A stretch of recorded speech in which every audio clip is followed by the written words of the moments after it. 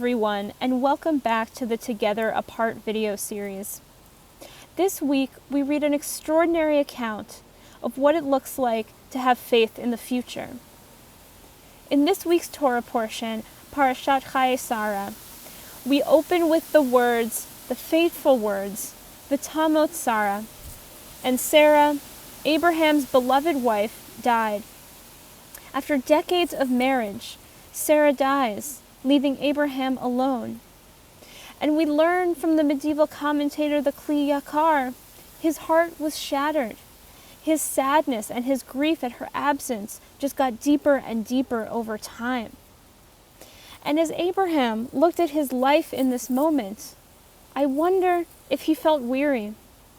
God's promise to give him the land of Canaan has remained unfulfilled. God promised him that he would be the father of a great nation, but his son Isaac remained unmarried, and he was almost sacrificed at God's command. With all of this, no one would blame Abraham if he spent the rest of his days sunk in grief. But this is not what happens according to the Torah. He eventually rose from his grief, and he did two things. He bought a burial plot for his wife, and, significantly, he began looking for a wife for his son. He did not simply dwell on the past, but he acted for the future. In the words of the late Rabbi Jonathan Sacks, God enters our lives as a call from the future. In these tumultuous times, with COVID cases on the rise, and with strife continuing about our election, it might be difficult to look towards the future with a sense of hope. But the future beckons us.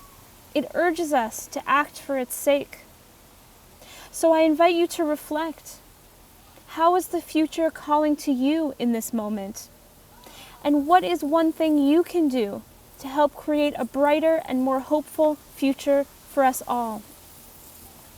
As usual, I look forward to hearing your responses to these questions. You can reach me at rabbi@bethtorah.org. I look forward to hearing what's on your heart and your mind.